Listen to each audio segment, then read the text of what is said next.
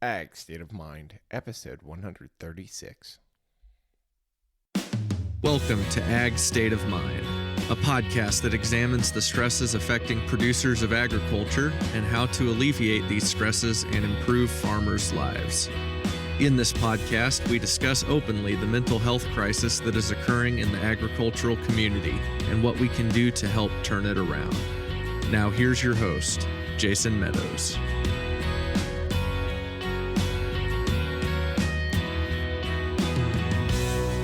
Hello and welcome back to another episode of the Ag State of Mind podcast, a proud member of the Global Ag Network. I am your host, Jason Meadows. Today we go to the great state of South Carolina and talk to Jeff Sawicki. Jeff is a poultry farmer and doing things in a very regenerative way, and it just is to show how we as farmers, we always try to want to be the biggest numbers, scale up as fast and as big as we can, but there's needs for smaller sized operations, and we need to understand that. And I know I'm guilty of it too, that we want to be as big and as productive as possible. But Jeff shows that there is another way, that through regenerative small farming, there is a niche customer base where we can sell our products. And I think that's something that we all need to kind of step back and consider a little bit. And I appreciate Jeff reaching out to me, wanting to be on the podcast to talk this very thing. Before we get started here, I encourage all of you to go check out our email list. The email list is the way that I have been communicating news, what's going on with the podcast and all of our other ventures. I'll leave a link to that in the show notes so you guys can go sign up there. Very easy. And also you can find Jeff online. I will find all of his info and link it in the show notes. So, all right, here we go with my podcast episode with Jeff Sawicki.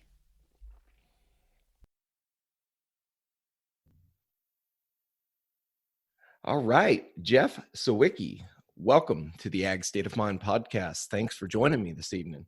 Yeah, thanks for having me on, Jason, and thanks for everything you've done for farmers. And I've been learning a lot listening to your podcast, so excited to kind of be on the other side of it. Well, thanks for reaching out, man. That's like one of, and I've said this many times, one of the greatest things that can happen to me as a podcast host is having people just reach out and want to be on the podcast, because that takes away some work from me, from finding guests. And whenever I started the podcast, that was one of my greatest fears, was not having enough guests to keep it flowing. And through, situations just like this, I've been very fortunate to have enough content to keep it going week after week. That's fantastic. Yeah. And I'm happy to contribute what I can, and hopefully folks will learn a little something and get something out of this. So. Sure. So tell me, you're in Charleston, South Carolina, or around there. Tell me a little bit about your operation and what you do, and we'll get into the details after that. Yeah, so I'm in Charleston, South Carolina. We have a small farm. It's only about 9 acres, but in actuality, I started farming only about 2 acres, and started out with poultry, raising pastured poultry. This will be our 6th season, and I guess the long and the short of it is, it was really a challenge. It was tough getting going. I bought some birds, raised them in the backyard, moved them around every day in a little chicken tractor, and it was fantastic. I loved the process. I loved just growing good, clean food for my family, and everybody loved it and said it was some of the best chicken they ever had. And I just started with those 25 chickens, and then shortly after that, I started raising some chickens, and I got some ducks, and then within about 6 months, I had 600 ducks in the backyard, and my wife was like, "Wow, this really grew fast." So literally 600 ducks. Yes. Wow. And yeah, I just loved the whole process. Seeing the birds, eat grasses and bugs, and it was you could tell there's more flavor to it. Kind of like, I compare it to kind of like grass-fed beef. Is a little bit more flavor, a little bit leaner than commercially raised beef. So I kind of allude to grass-fed poultry. We still give them some feed, but it's been quite a learning curve. And in the beginning, like I said, I scaled up pretty quickly, and there was a lot of challenges with that. One was trying so many different things and throwing so many different things at the wall to see what would stick. And we tried, in addition to poultry, I was raising pigs, and we were growing vegetables. I even tried fairing pigs, and we were marketing weaned pigs to other farmers for a period of time.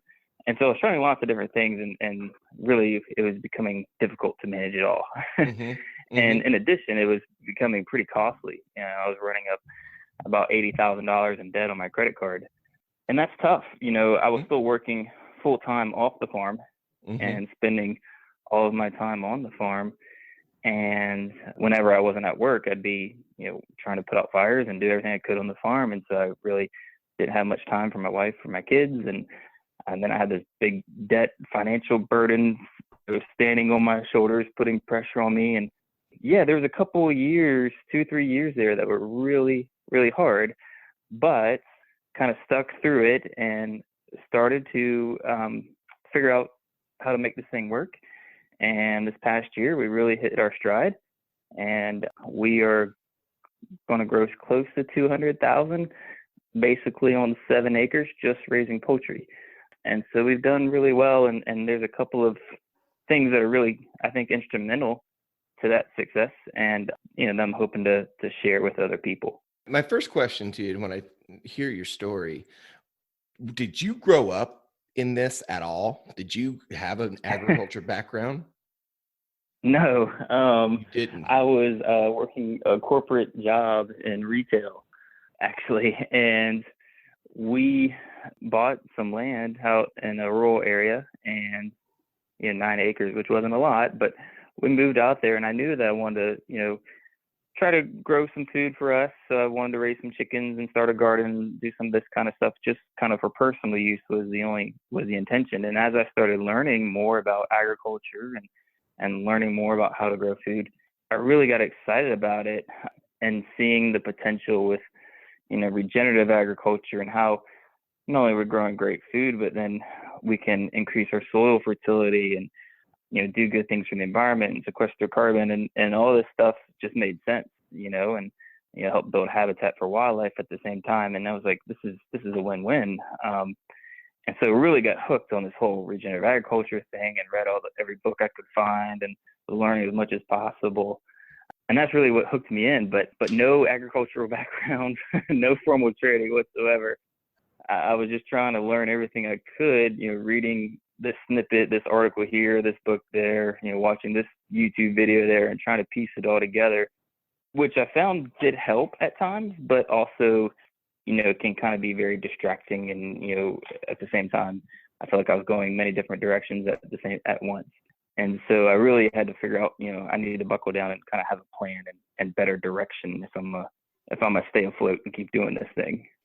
Sure. No, and the reason I ask is, and the reason I wanted to talk about that is because I think a lot of people, when it comes to agriculture, and this is in my part of the country, my part of the world, which things might be a little different, but I think the concept and principles are the same. Most people think that you just can't go get started from nothing, right? They don't think that you can just go and start small and then build your way up. They think that you have to inherit wealth or inherit land or start working for somebody else and then form like a junior partnership type deal and move in that way. But you showed that it's challenging, it's hard, it takes up a lot of your time, a lot of your energy, but it can be done to just start it on your own. Yeah, 100%. And that's one of the big things that I like to share with people, is that this can be done, and you can scale it up gradually as you grow, and you don't need a lot of investment. I spent a lot of money and wasted a lot of time trying to figure it out, but I'll give you a good example. At the time, I was only farming on about 2 of the acres we had, because the rest of it was all very wooded and dense. Mm-hmm. And there was a neighbor who has a field about 7 acres, and he wasn't doing much with it.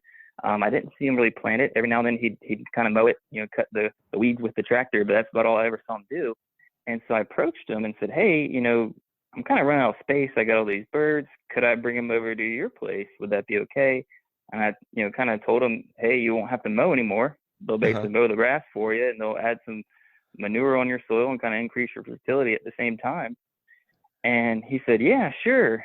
And I said, okay, great. And I said, well, we can work out a lease deal, whatever you want, whatever you think is fair, I'll be happy to pay you.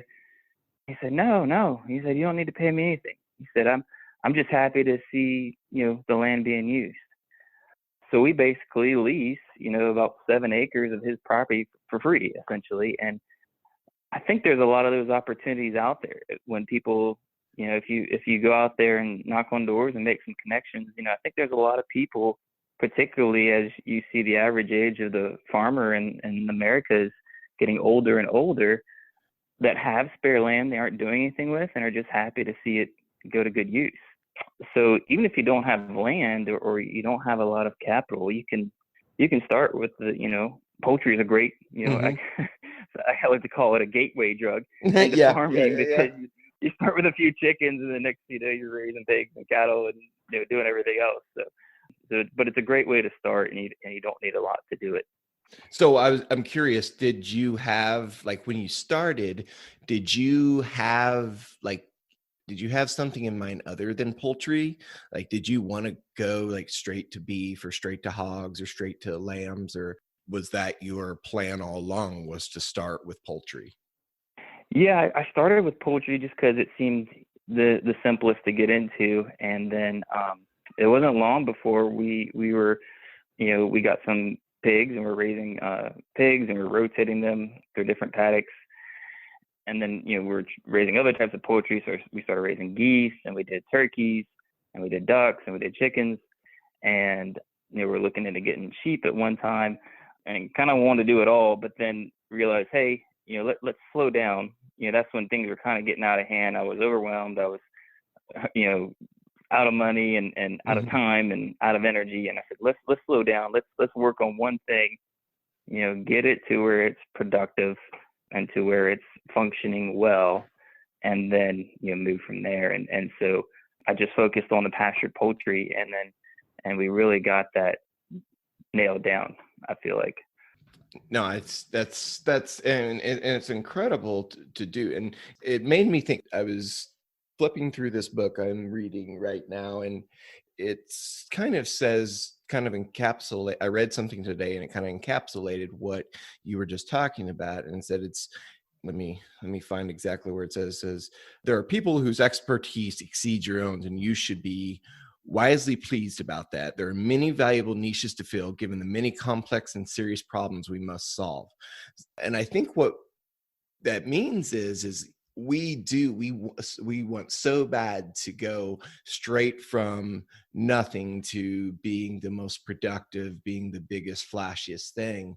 But in reality, it doesn't really work like that. You do have to start with some chickens in your backyard before you can ever go and have a couple hundred cows or something like that, or whatever it may be. I'm just using that as an example.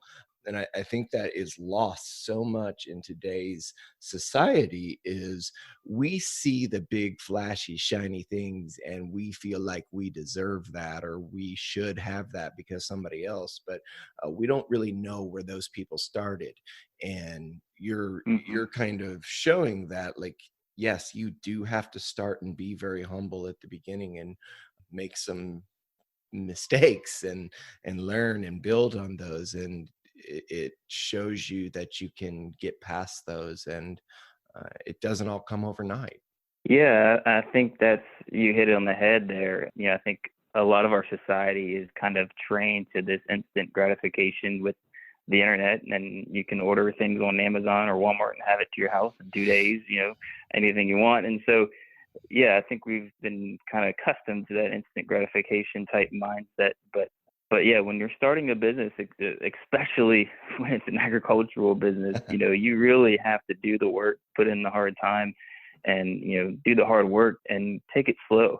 You can't do it all. Of course, in the beginning, you're wearing all the hats. You have to be the marketer, the salesperson, the accountant, Mm-hmm. the repairman. You have to do it all. But I have learned gradually, the hard way, stubbornly, that Mm-hmm. I can't do it all.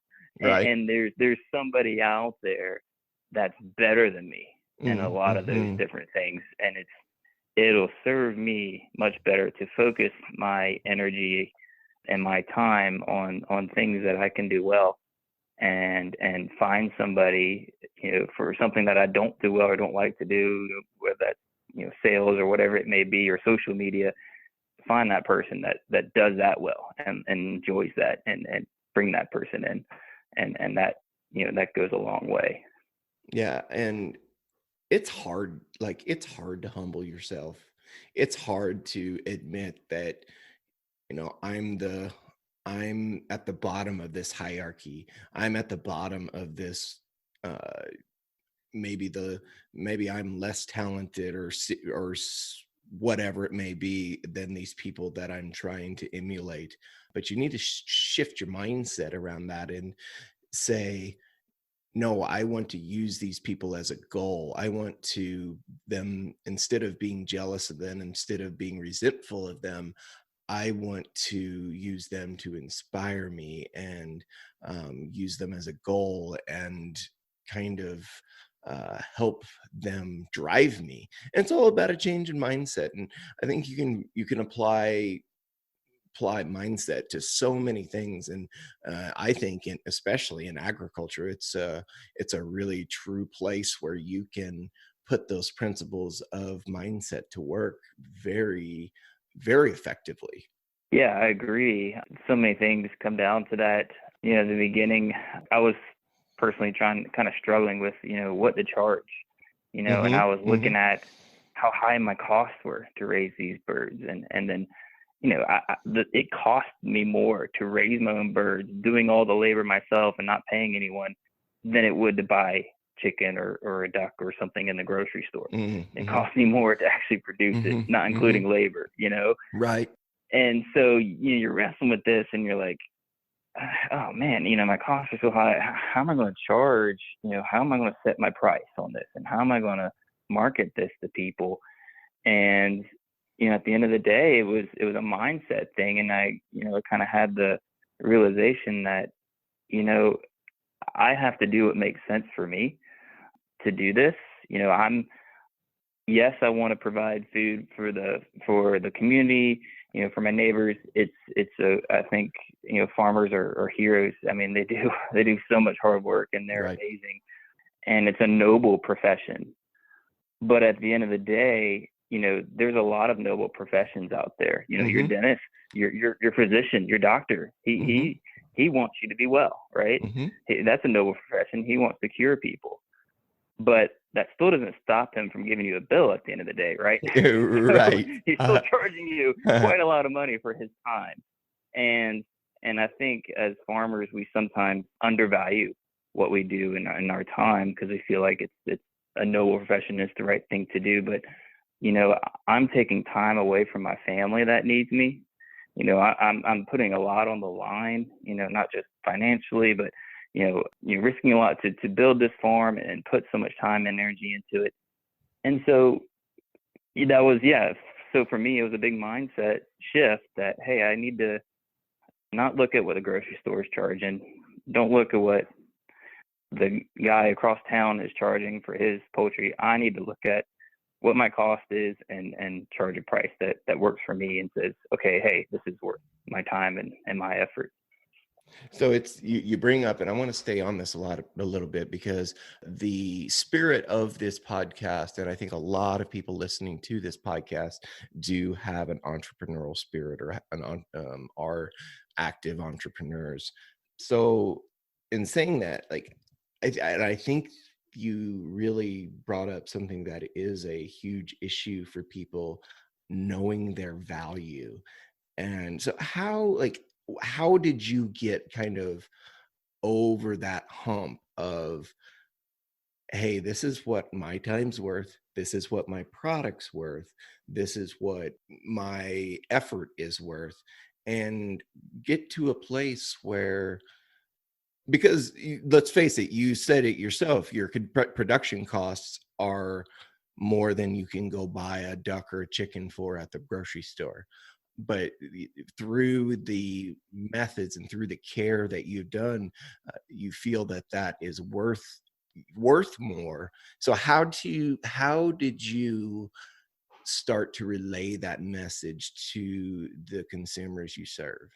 Yeah, we raise a very different product than what you would find in the grocery store. Yeah. And so that was key, is recognizing what we're doing and how it's different, and trying to relay that to our customer. So for example, a lot of poultry is raised in, commercial confinement, chicken houses, Mm-hmm. and there's a place for that. Sure. They Yeah. raise a No, no, very no. economical product, you know, Mm-hmm. but this is very different. I didn't have the desire to replicate that model. Sure. I think there's a lot of issues with it, not only from an environmental standpoint or livestock health standpoint, but also just on the farmer. I mean, you take a huge risk taking out a $500,000 loan to build one of these things in the first place. And so with pastured poultry, we're doing a very different thing, and we recognize that, hey, this is a very different product. The animals are staying clean and healthy, eating a lot of grasses and bugs and getting exercise and fresh air and sunshine. And we don't have to give them antibiotics or medications. Mm-hmm. And it's not something you can typically find in a grocery store. And it takes a lot more work Mm-hmm.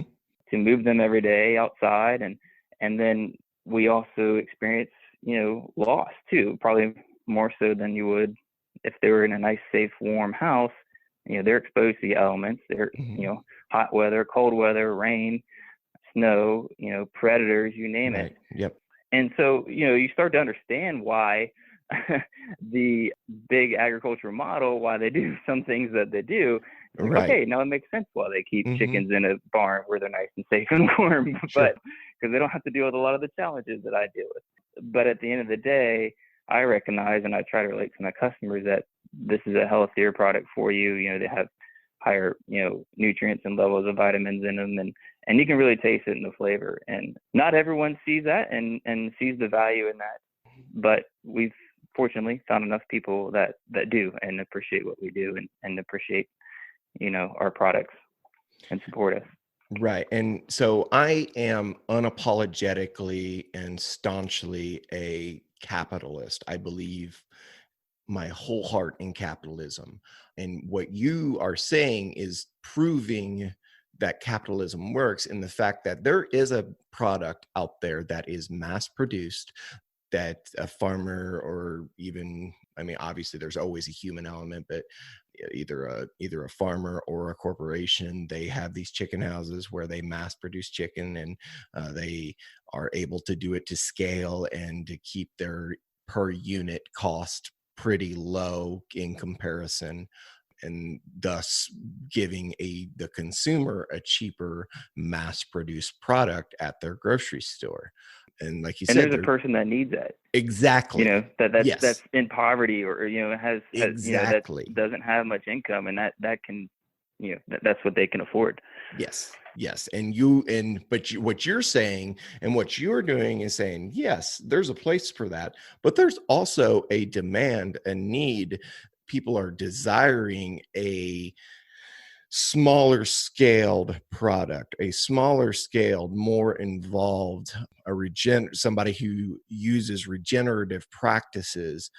There's a market for that, and you are doing what you are doing to capitalize on that. You're feeling a need, you're feeling a demand, and I think that's what's really important for what you're doing, and for people to understand is your product probably isn't for everyone, but it's for the people who desire it. It's for the people who want it. And obviously, you would love for everybody to come and buy your stuff. Wouldn't we all? The way the system works is you're going to find your people. You're going to charge what you're going to charge. You're going to say what your product's worth, and you're going to bring people to you. And people are going to be attracted to you because of how you do it and the kind of I believe a lot of agriculture is capitalizing on relationships. I believe that we're more in the people and relationship business than we are in the cattle business or the chicken business or whatever it is. We're all of those transactions are between people. So I think the relationship side 100%. of it is the biggest side of what we do, and you're doing that and forming a relationship with the consumer, and that they probably can't necessarily get at a big chicken house in Springdale, Arkansas, or somewhere like that. Yeah, exactly. That's the key is, making that connection with customers. And, I have a website and we sell, we sell a few orders online and we ship them, sometimes to people I've never met, Mhm. a couple states away, but it's very rare. It's, and I think it's that human element that's missing. They can see my pictures and read about what we do and that kind of stuff, but it's really different when you see Miss Jones at the farmers market every Saturday, Mhm. and you build that relationship and you tell them, okay, this is what I would do. This is how I would prepare a duck. I would sear the breast and take them off, and then I would do the legs and I would slow cook them, and she says, okay, great, I'm gonna try it. And then she goes home and she tries it, and she comes back the next week. Hey, Miss Jones, how was it? Oh, it was fantastic. Thank you, Jeff, for that tips on how to cook it. And that's really what brings those customers back, and that's made a huge impact. We've had success at the farmers markets selling direct to consumer, and then also in the wholesale realm selling direct to restaurants and chefs. Oh, wow. It's Yeah, kind of been the key for us, that's both great. those avenues. Yeah. That's great.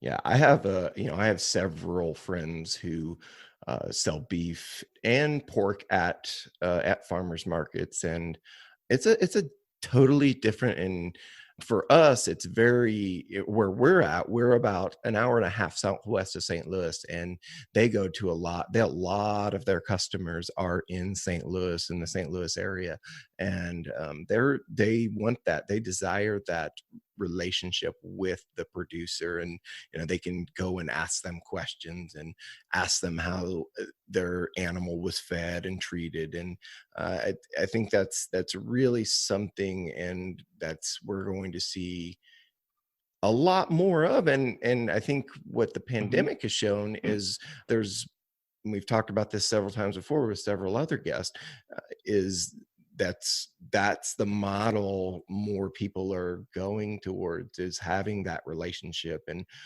whenever, because we saw what happens when we're still seeing it, what happens when supply chains break down. Temple Grandin said that supply chain, or big supply chains, are great when they work, but they're very fragile. So when you have smaller producers being able to fill that need when that bigger system gets broken for a while, it's a very very handy thing to have when people need fed. Yeah, absolutely. We, you mentioned, supply chains breaking down. We were focusing almost 98% of our sales direct to restaurants in the beginning. Oh, I was yeah. selling whole ducks to chefs and restaurants, and in our area, we have a lot of restaurants. And one of the first ones we worked with was McCrady's Tavern, and there's a chef, Sean Brock, who's was really instrumental in kind of starting the farm to table movement here in Charleston. And now he's really done a lot of stuff as far as expanding that farm to table model, nationally, not just in Charleston. But that was one of the first places we were working with, and we had a lot of success and a lot of happy customers. And then COVID hit, Mm. and I had a freezer full of ducks, and I couldn't sell them because all Oh, the restaurants shoot. shut down. And it was like, okay, now what do we do? And I knew that I needed to pivot and try something different. So I started attending a local farmers market, which is something I'd always wanted to do. But it was always kind of on the back burner Mhm. because we were doing so much wholesale. And so I started doing the farmers market. I said, okay, let's do this farmers market and see what happens. And it was a little bit slow in the beginning. I don't know how many people eat duck on a daily basis, but I don't know any. Not very many. People might eat chicken 3 or 4 times a week, but they don't eat a lot of ducks, and that's Right. primarily what we were doing. We also do Thanksgiving turkeys, but mostly ducks. And so people that do buy ducks, a lot of times they're not cooking a whole bird. They just want Sure. the breast, or they just want Sure. the leg. So we started.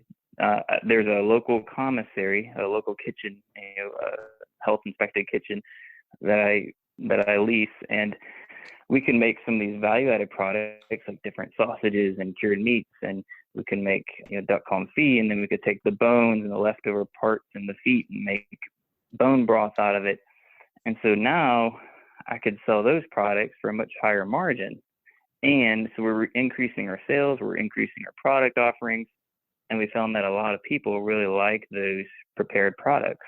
And so basically we went from wholesaling a bird, and I think we were making wholesaling, our profit was like $10 a bird to the chef, and now we're making like $70 a bird once we broke it down to those value-added products. And so what happens was we made a big shift because our net margin or net profit went up so much more at the farmers market. Now I can raise fewer birds, and it makes farming on small acreage much more feasible. And so we're grossing close to $25,000 an acre, and I can raise fewer birds. So, somebody who doesn't have a lot of land or just wants to lease a few acres from somebody can get started and do this and be successful doing it. No, and that's a huge thing. And the enjoyment that you must have from it, it's got to be very fulfilling too. I know from the little bit of direct consumer I sell, it's a very small. I'm less than 5% of my overall sales from my cattle business is direct to consumer sales. But the satisfaction that you get when somebody tells you how good your beef, or in your case poultry, tastes, it's very hard to beat that feeling. That's an incredible feeling that you have, because it's very personal, right? It's very personal to talk about an animal that you cared for and you had stewardship over, and to know that it went on to provide in a very enjoyable way for someone else. For me, it's a source of immense pride, and I'm sure it is for you as well. Yeah, absolutely. I mean, it's completely different from selling to like a chef or a restaurant. They'll tell you, oh, your product's great, I love them, but that's just one person. They tell you that. You don't see the customers eating the dish, what they think about it, like you do when you're get that direct to consumer relationship. And so it's amazing when people say how they liked it and how they appreciate what you're doing. It just reinforces what I'm doing and makes me want to keep doing it. And I think it's also great for the customer too, because we found that we've done very well at farmers markets that are in a more metropolitan or urban area. And, part of that may be because maybe they have a little bit more expendable income. I don't know. But I think the bigger piece about that is that these folks, when you're living in a more of an urban area, things are fast paced. They may be in a car or an apartment all day and don't really see any green space. They don't have a beautiful, rural drive home, along oak lined streets like I do when I go home every day.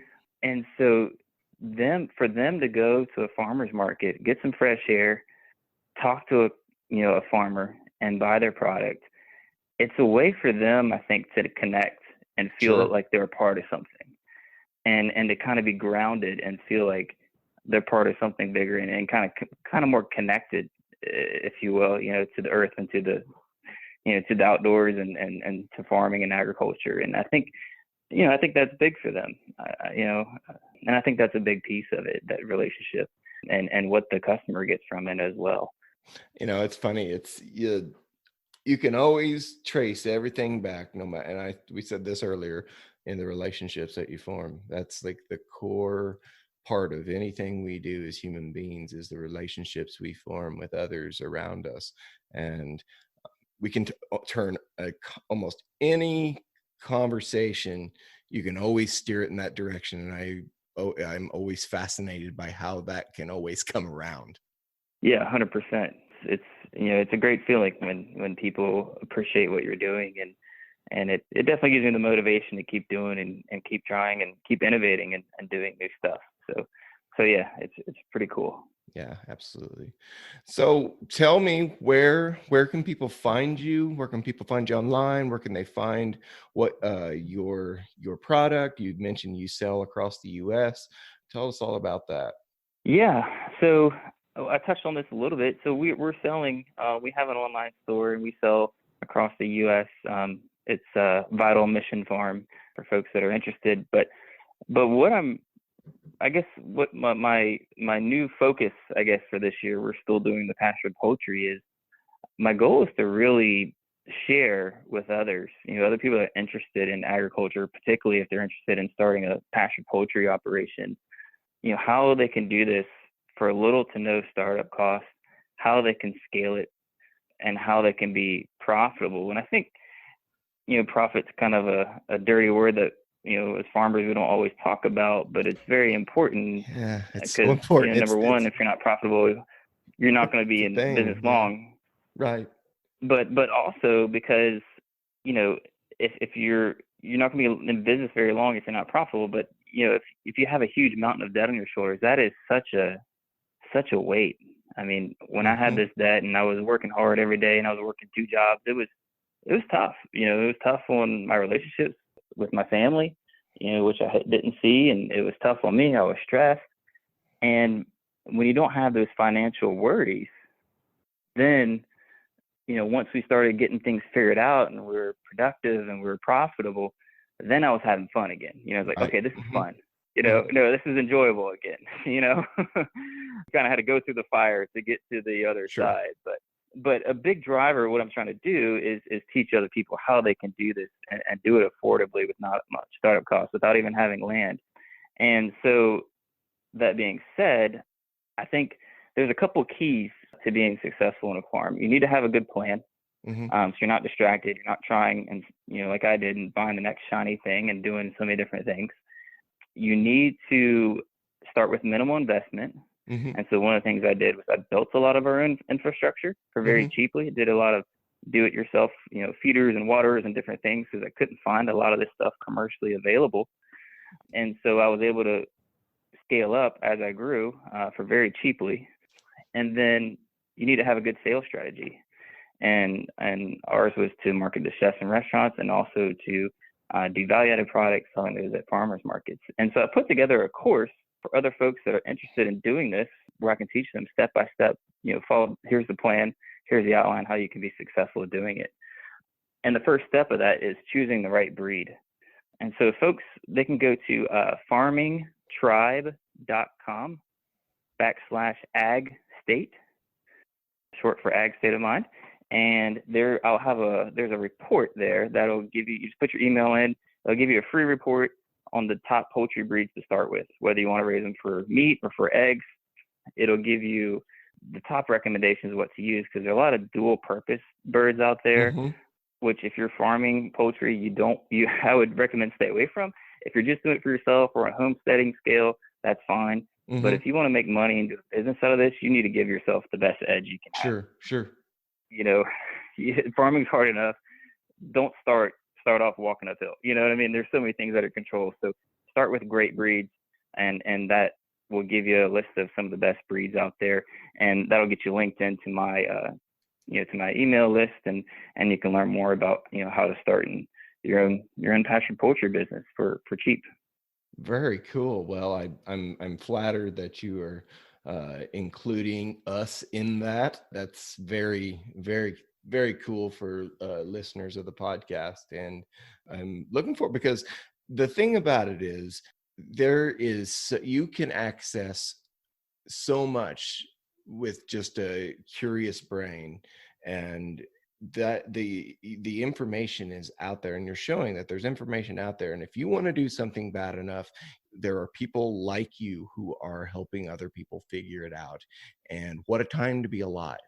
The fact that we can literally find out how to do anything.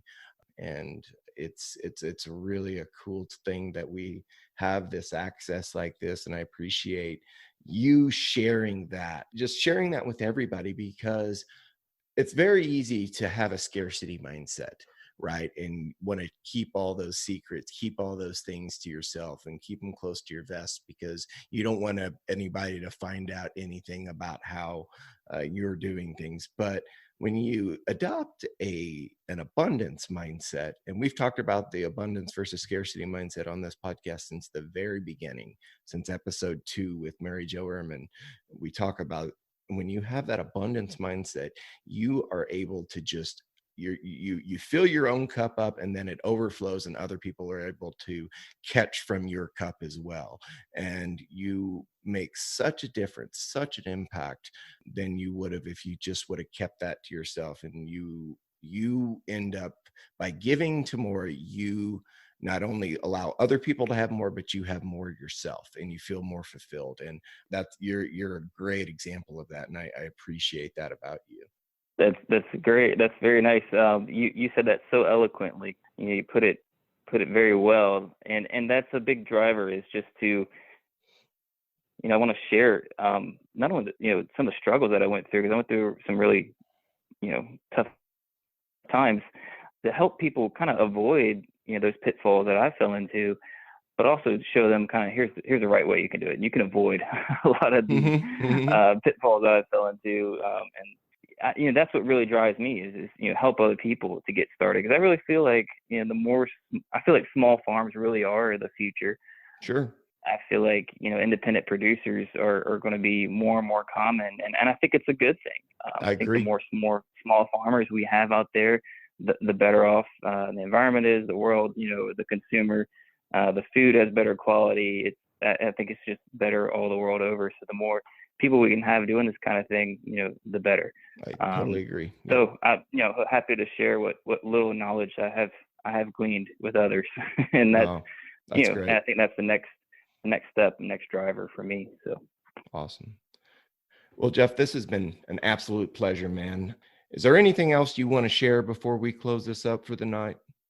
Yeah, I just want to say, thanks for having me on and everything you've contributed. I love listening to your podcast, and you've learned a lot just from listening with other interviews you've had with others on the podcast about, mindset and helped me through, hurdles and roadblocks that I've faced. And so thanks for everything you do.